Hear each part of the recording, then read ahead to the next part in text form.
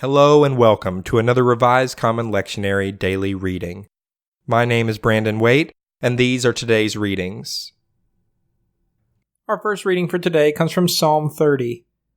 I will extol you, O Lord, for you have drawn me up, and did not let my foes rejoice over me. O Lord my God, I cried to you for help, and you have healed me. O Lord, you brought up my soul from Sheol, restored me to life from among those gone down to the pit. Sing praises to the Lord, O you his faithful ones, and give thanks to his holy name. For his anger is but for a moment, his favor is for a lifetime. Weeping may linger for the night, but joy comes with the morning. As for me, I have said in my prosperity, I shall never be moved.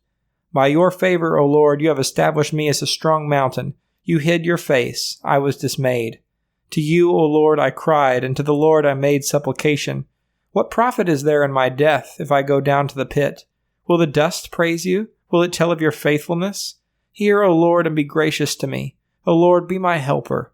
You have turned my mourning into dancing. You have taken off my sackcloth and clothed me with joy, so that my soul may praise you and not be silent. O Lord my God, I will give you thanks forever. Our second reading comes from 2 Corinthians chapter 8, verses 7 to 15.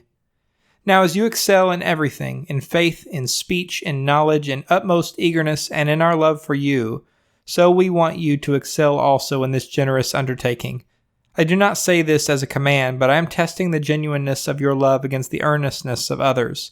For you know the generous act of our Lord Jesus Christ, that though he was rich, yet for our sakes he became poor, so that by his poverty you might become rich. And in this matter I am giving my advice. It is appropriate for you who began last year not only to do something, but even to desire to do something.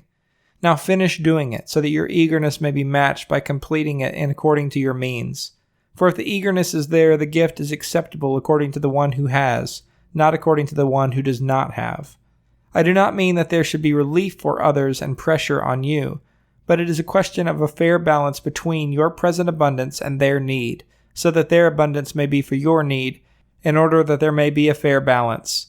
As it is written, the one who has had much did not have too much, and the one who had little did not have too little. Our final reading for today comes from Mark chapter 5, verses 21 to 43. When Jesus had crossed again into the boat on the other side, a great crowd gathered around him, and he was by the sea.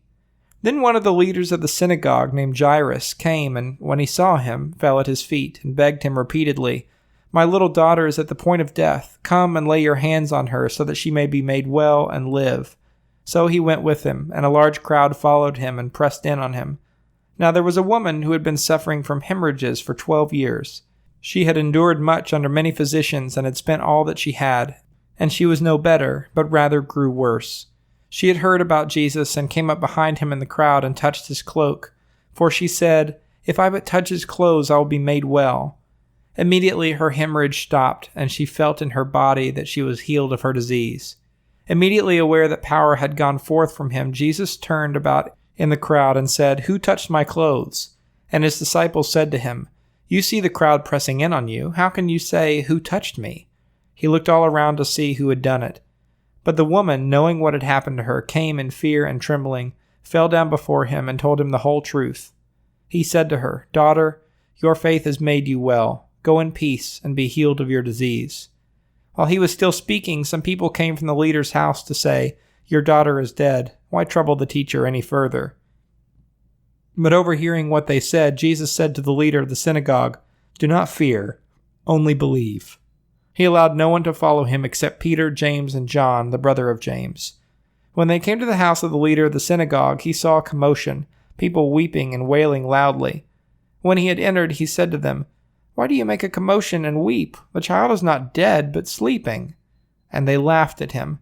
Then he put them all outside, and he took the child's father and mother and those who were with him, and he went in where the child was.